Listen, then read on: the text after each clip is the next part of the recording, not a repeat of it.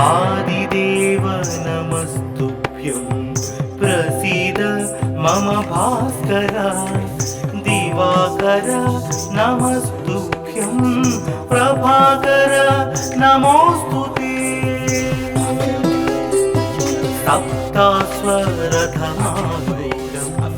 प्रचण्डं कश्यपात्मजं श्वेतपद्मधरं देवं तं सूर्यं प्रणमाम्यहम् लोहितं रथमारूढं सर्वलोकपितामहं महापापहरं देवं तं सूर्यं प्रणमाम्यहम् त्रैगुण्यं च महासूरं ब्रह्म विष्णु महेश्वरं महापापहरं देवं तं सूर्यं प्रणमाम्यहम् रुहितं तेजसां पुञ्जं वायुमाकाशमेव च प्रभुं च सर्वलोकानां तं सूर्यं प्रणमाम्यहम् बन्धूकपुष्पसङ्कासं हारकुण्डलभूषितम् एकचक्रधरं देवं तं सूर्यं प्रणमाम्यहम् विश्वेशं विश्वकर्तारं महातेजः प्रदीपनं महापापहरं देवं तं सूर्यं प्रणमाम्यहम् तं सूर्यं जगतां नाथं ज्ञानविज्ञानमोक्षदं महापापहरं देवं तं सूर्यं प्रणमाम्यहम् सूर्याष्टकं पठे नित्यं ग्रहपीडा प्रणाशनम् अपुत्रो लभते पुत्रं दरिद्रो धनवान् भवेत् अमिषं मधुपानं च यः करोति रवेर्भिः सप्तजन्म भवेत् रोगी जन्म कर्म दरिद्रता त्रितैलमधुमांसानि हस्त्यजिस्तूरवेर्धिनि न व्याधिशोकदारिद्र्यं सूर्यलोकं स गच्छति आदिदेव नमस्तुभ्यं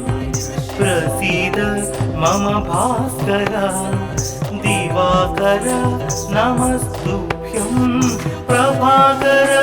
नमोस्तुते सप्तास्वरधमारूढं प्रचण्डं कश्यपात्मजं श्वेतपद्मधरं देवं तं सूर्यं प्रणमाम्यहम् लोहितं रथमारूढं सर्वलोकपितामहं महापापहरं देवं तं सूर्यं प्रणमाम्यहम् त्रैगुण्यं च महासूरं ब्रह्म विष्णु महेश्वरं महापापहरं देवं तं सूर्यं प्रणमाम्यहम् रुहितं तेजसां पुञ्जं वायुमाकाशमेव च प्रभुं च सर्वलोकानां तं सूर्यं प्रणमाम्यहम् बन्धूकपुष्पसङ्कासं हारकुण्डलभूषितम् एकचक्रधरं देवं तं सूर्यं प्रणमाम्यहम् विश्वेशं विश्वकर्तारं महातेजः प्रदीपनं महापापहरं देवं तं सूर्यं प्रणमाम्यहम् तं सूर्यं जगतां नाथं ज्ञानविज्ञानमोक्षदं महापापहरं देवं तं सूर्यं प्रणमाम्यहम् सूर्याष्टकं पठे नित्यं ग्रहपीडा प्रणाशनम् अपुत्रो लभते पुत्रं दरिद्रो धनवान् भवेत् अमिषं मधुपानं च यः करोति रवेर्धिने सप्तजन्म भवेद् रोगी जन्म कर्म दरिद्रता त्रितैला मधुमांसानि हस्त्यजिष्टुरवेर्धिनि न व्याधिशोकदारिद्र्यं सूर्यलोकं स गच्छति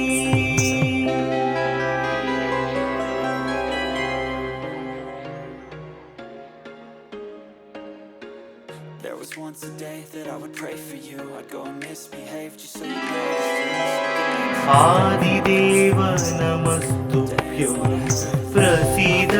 मम भास्कर दिवाकर नमस्तुभ्यं प्रभाकर नमोस्तुते सप्तास्वरथमारूढं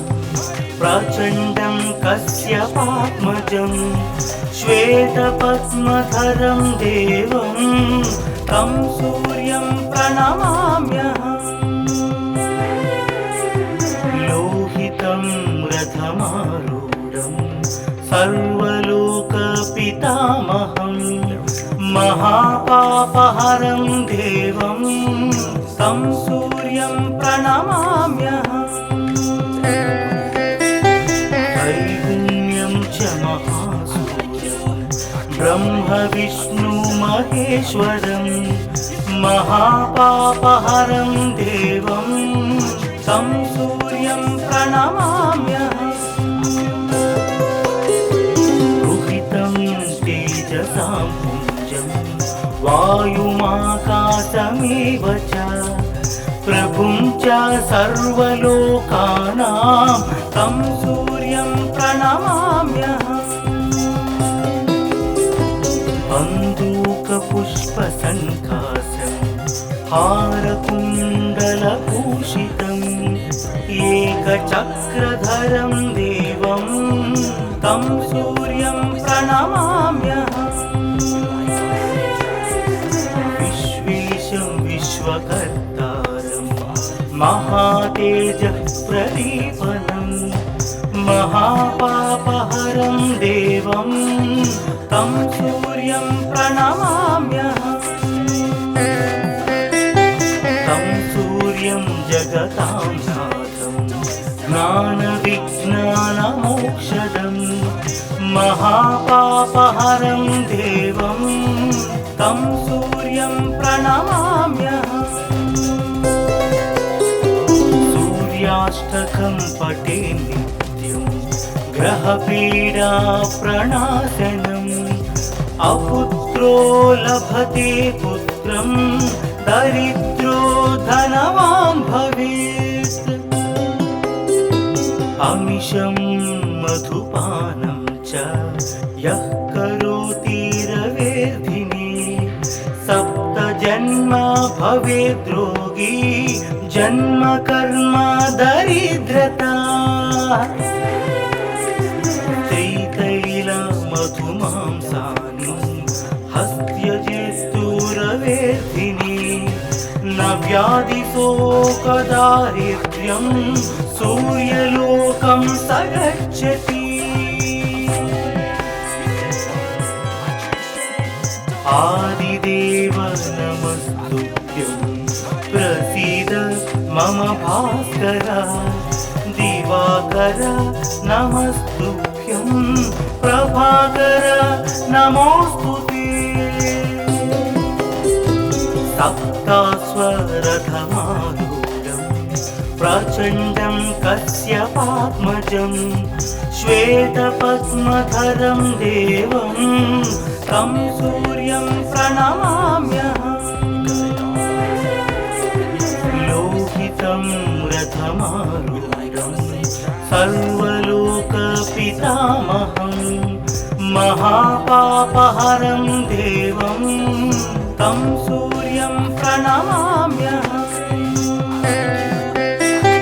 त्रैगुण्यं च महासूरं ब्रह्म विष्णु महेश्वरं महापापहरं देवं तं सूर्यं प्रणमाम्यहम् रुहितं तेजसां पुञ्जं वायुमाकाशमेव च प्रभुं च सर्वलोकानां तं सूर्यं प्रणमाम्यहम् बन्दूकपुष्पसङ्कासं हारकुण्डलभूषितम् एकचक्रधरं देवं तं सूर्यं प्रणमाम्यहम् विश्वेशं विश्वकर्तारं महातेजः प्रदीपनं महापापहरं देवं तं सूर्यं प्रणमाम्यहम् तं सूर्यं जगतां नाथं ज्ञानविज्ञानमोक्षदं महापापहरं देवं तं सूर्यं प्रणमाम्यहम् सूर्याष्टकं पठे नित्यं ग्रहपीडा प्रणाशनम् अपुत्रो लभते पुत्रं दरिद्रो धनवान् भवेत् अमिषं मधुपानं च यः करोति रवेर्धिनी सप्तजन्म भवेद् रोगी जन्म कर्म दरिद्रता त्रितैलमधुमांसानि हस्त्यजिस्तुरवेदिनी न व्याधिशोकदारिद्र्यं सूर्यलोकं स गच्छति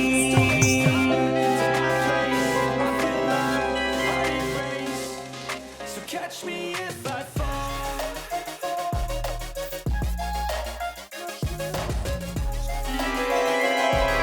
आदिदेव नमस्तुभ्यं प्रसीद मम भास्कर दिवाकर नमस्तुभ्यं प्रभाकर नमोऽस्तुते सप्तास्वरथमारूढं प्रचण्डं कश्यपात्मजं श्वेतपद्मधरं देवं तं सूर्यं प्रणमाम्यहम् लोहितं रथमारूढं सर्वलोकपितामहं महापापहरं देवं तं सूर्यं प्रणमाम्यहम् त्रैगुण्यं च महासूरं ब्रह्म विष्णु महेश्वरं महापापहरं देवं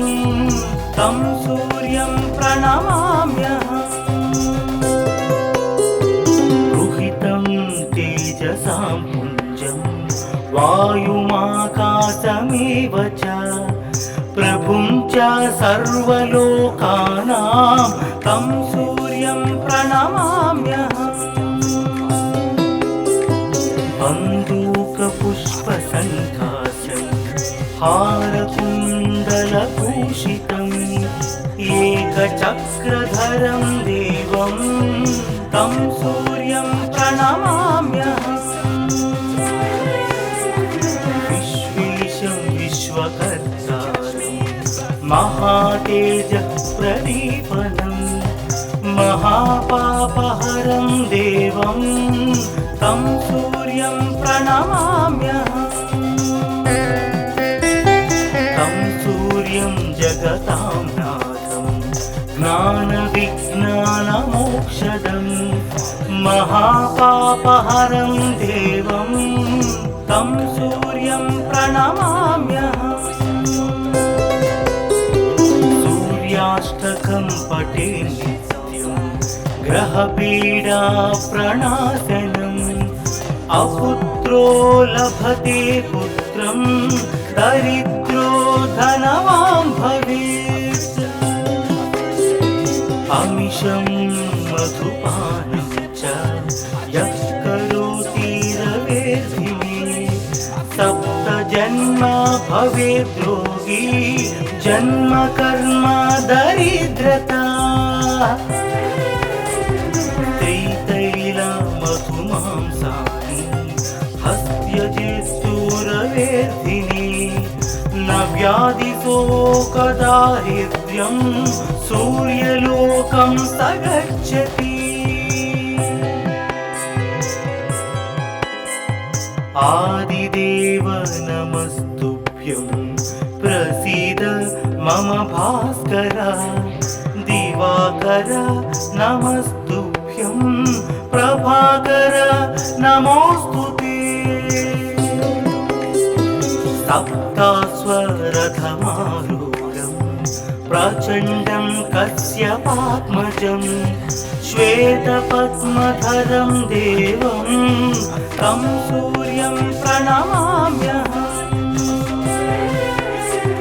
लोहितं रथमारूढं सर्वलोकपितामहं महापापहरं देवं तं सूर्यं प्रणमाम्यहम् त्रैगुण्यं च महासूरं ब्रह्म विष्णु महेश्वरं महापापहरं देवं तं सूर्यं प्रणमाम्यहम् रुहितं तेजसां पुञ्जं वायुमाकाशमेव च प्रभुं च सर्वलोकानां तं सूर्यं प्रणमाम्यहम् बन्दूकपुष्पसङ्काशं हारकुण्डलभूषितम् एकचक्रधरं देवं तं सूर्यं प्रणमाम्यहम् विश्वेशं विश्वकर्तारं महातेजः प्रदीपनं महापापहरं देवं तं सूर्यं प्रणमाम्यहम् तं सूर्यं जगतां नाथं ज्ञानविज्ञानमोक्षदं महापापहरं देवं तं सूर्यं प्रणमाम्यहम् सूर्याष्टकं पठे नित्यं ग्रहपीडा प्रणाशनम् अपुत्रो लभते पुत्रं दरिद्रो धनवान् भवेत् अमिषं मधुपानं च यः करोति रवेर्धिने सप्त जन्म भवेत् रोगी जन्म कर्म दरिद्रता त्रितैला मधुमांसानि हस्त्यजित्सुरवेर्धिनि न व्याधिशोकदारिद्र्यं सूर्यलोकं स गच्छति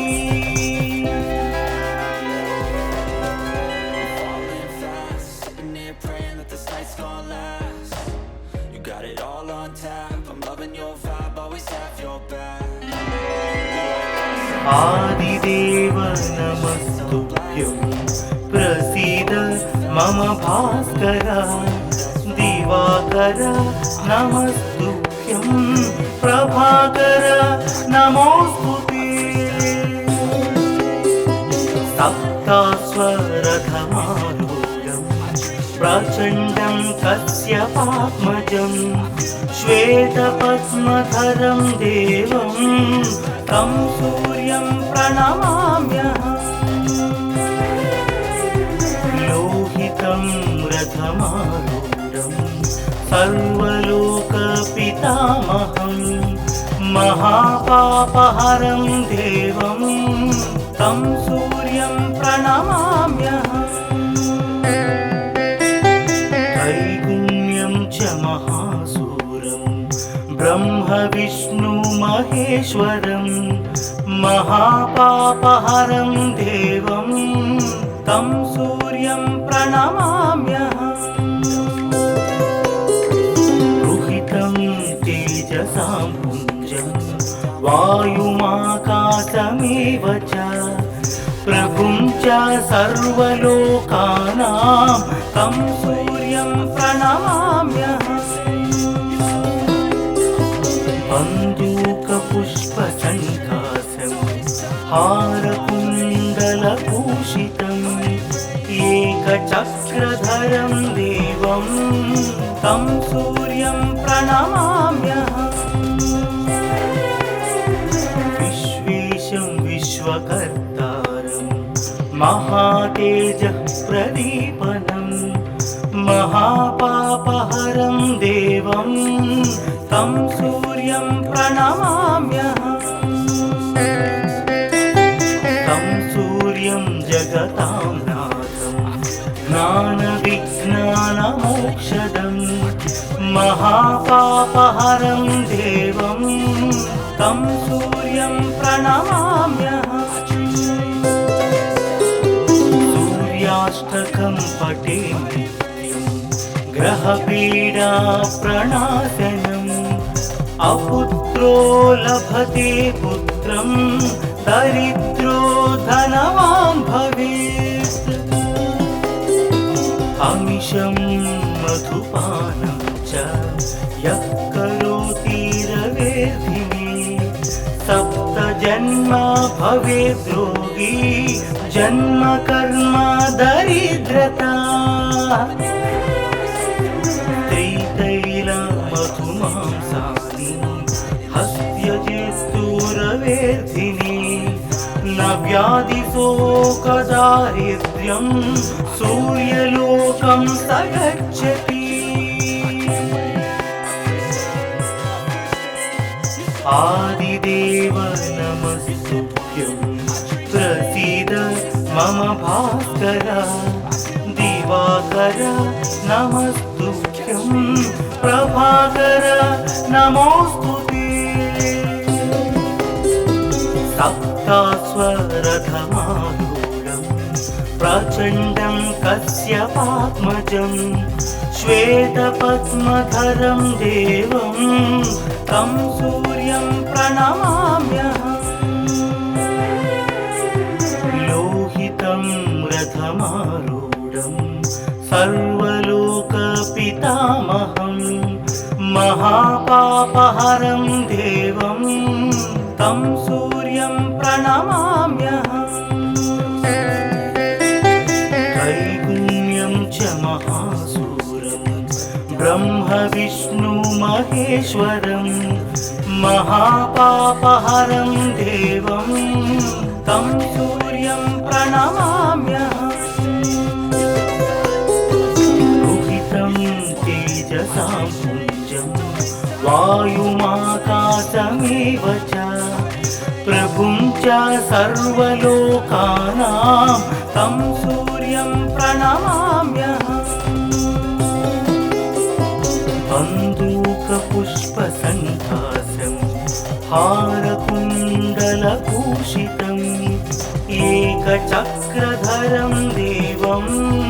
तं सूर्यं प्रणमाम्यहम् विश्वेशं विश्वकर्तारं महातेजः प्रदीपनं महापापहरं देवं तं सूर्यं प्रणमाम्यहम् तं सूर्यं जगतां नाथं ज्ञानविज्ञानमोक्षदं महापापहरं देवं तं सूर्यं प्रणमाम्यहम् सूर्याष्टकं पठे नित्यं ग्रहपीडा प्रणाशनम् अपुत्रो लभते पुत्रं दरिद्रो धनवान् भवेत् अमिषं मधुपानं च यः करोति रवेर्धिने सप्तजन्म भवेद्रोगी जन्म कर्म दरिद्रता त्रितैलमधुमांसानि हस्त्यजित्तुरवेर्धिने न व्याधिशोकदारिद्र्यं सूर्यलोकं स गच्छति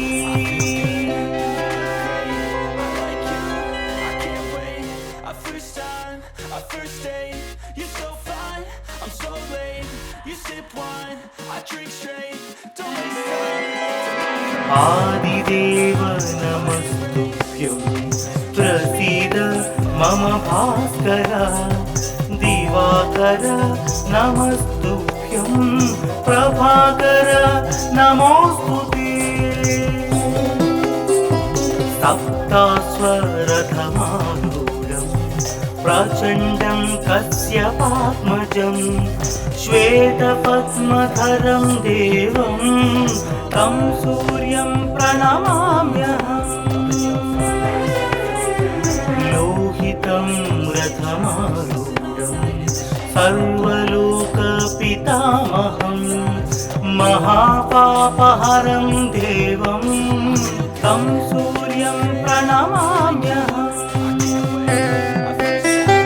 त्रैगुण्यं च महासूरं ब्रह्म विष्णु महेश्वरं महापापहरं देवं तं सूर्यं प्रणमाम्यहम् रुहितं तेजसां पुञ्जं वायुमाकाशमेव च प्रभुं च सर्वलोकानां तं सूर्यं प्रणमाम्यहम् बन्दूकपुष्पसङ्कासं हारकुण्डलभूषितम्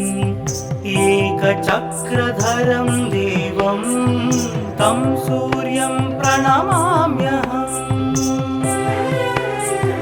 विश्वेशं विश्वकर्तारं महातेजः प्रदीपनं महापापहरं देवं तं सूर्यं प्रणमाम्यहम् तं सूर्यं जगतां नाथं ज्ञानविज्ञानमोक्षदं महापापहरं देवं तं सूर्यं प्रणमाम्यहम् सूर्याष्टकं पठे नित्यं ग्रहपीडा प्रणाशनम् अपुत्रो लभते पुत्रं दरिद्रो धनवान् भवेत् अमिषं मधुपानं च यः करोति रवेर्धिने सप्तजन्म भवेद्रोगी जन्म कर्म दरिद्रता त्रितैलमधुमांसानि हस्त्यजित्तुरवेर्धिने न व्याधिशोकदारिद्र्यं सूर्यलोकं स गच्छति आदिदेव नमस्तुभ्यं प्रसीद मम भास्कर दिवाकर नमस्तुभ्यं प्रभाकर नमोस्तुते सप्तास्वरथमारूढं प्रचण्डं कश्यपात्मजं श्वेतपद्मधरं देवं तं सूर्यं प्रणमाम्यहम्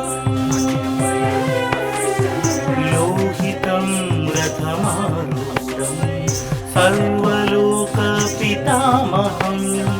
महापापहरं देवं तं सूर्यं प्रणमाम्यहम् त्रैगुण्यं च महासूरं ब्रह्म विष्णु महेश्वरं महापापहरं देवं तं सूर्यं प्रणमाम्यहम् रुहितं तेजसां पुञ्जं वायुमाकाशमेव च प्रभुं च सर्वलोकानां तं सूर्यं प्रणमाम्यहम् बन्दूकपुष्पसङ्काशं हारकुण्डलभूषितम् एकचक्रधरं देवं तं सूर्यं प्रणमाम्यहम् विश्वेशं विश्वकर्तारं महातेजःप्रदीपनं महापापहरं देवं तं सूर्यं प्रणमाम्यहम् तं सूर्यं जगतां नाथं ज्ञानविज्ञानमोक्षदं महापापहरं देवं तं सूर्यं प्रणमाम्यहम् सूर्याष्टकं पठे नित्यं ग्रहपीडा प्रणाशनम् अपुत्रो लभते पुत्रं दरिद्रो धनवान् भवेत् अमिषं मधुपानं च यः करोति रवेधिनी सप्तजन्म भवेद् रोगी जन्म कर्म दरिद्रता त्रिशैलमधुमांसानि हस्त्यजिस्तुरवेदिनी न व्याधिशोकदारिद्र्यं सूर्यलोकं स गच्छति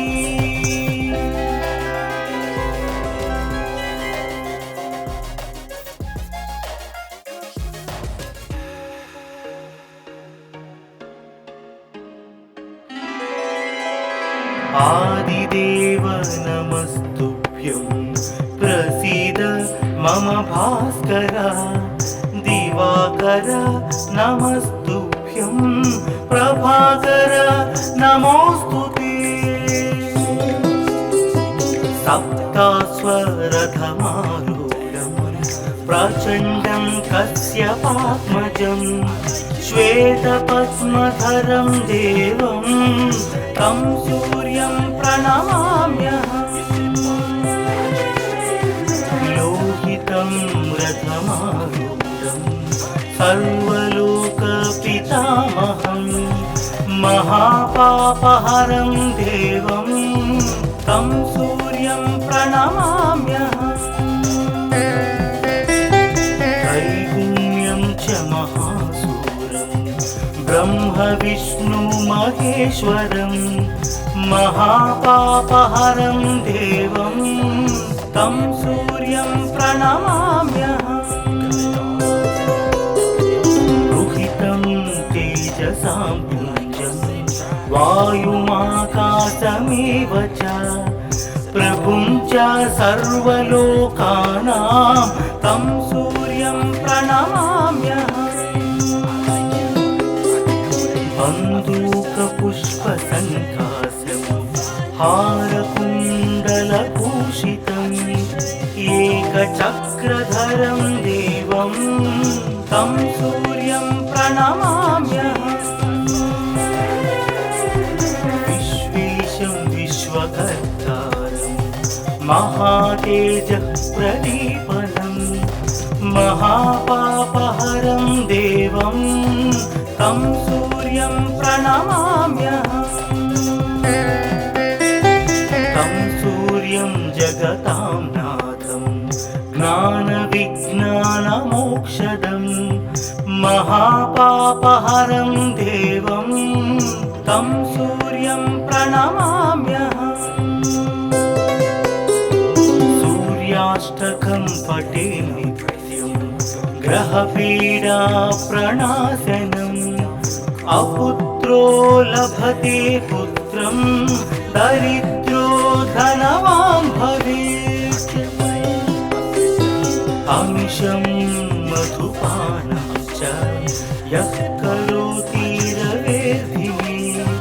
सप्तजन्म भवेत् रोगी जन्म कर्म दरिद्रता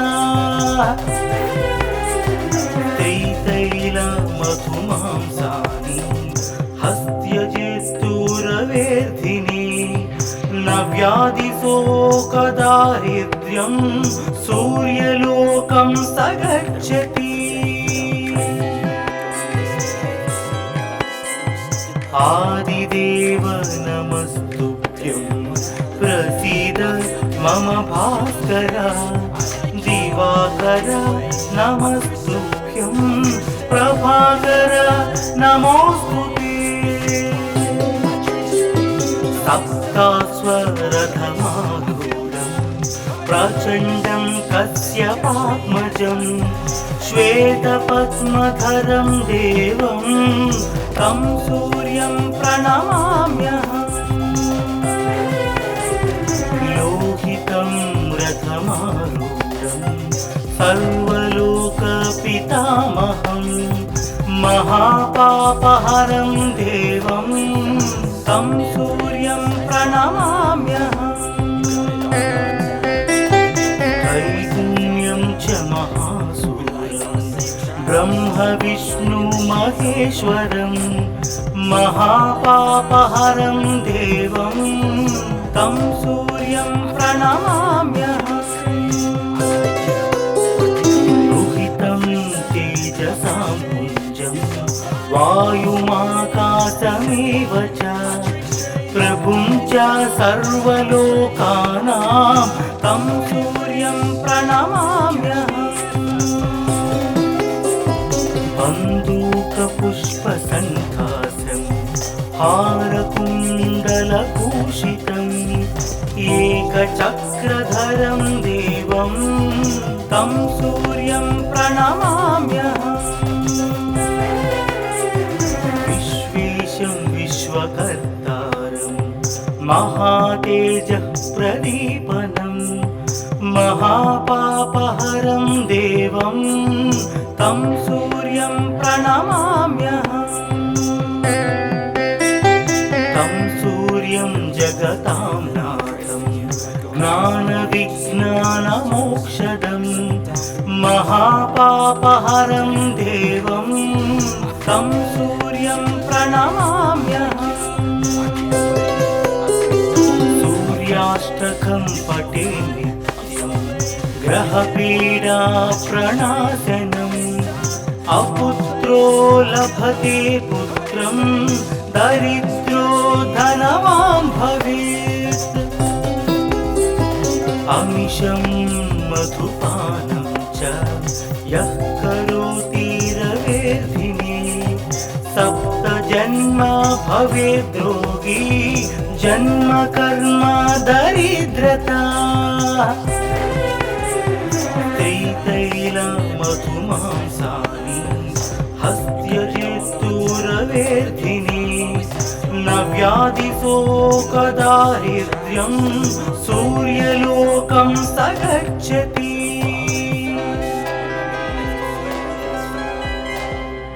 I feel good, you look great, I like you, I can't wait. A first time, a first date. आदिदेव नमस्तुभ्यं प्रसीद मम भास्कर दिवाकर नमस्तुभ्यं प्रभाकर नमोस्तुते सप्तास्वरथमारूढं प्रचण्डं कश्यपात्मजं श्वेतपद्मधरं देवं तं सूर्यं प्रणमाम्यहम् लोहितं रथमारूढं सर्वलोकपितामहं महापापहरं देवं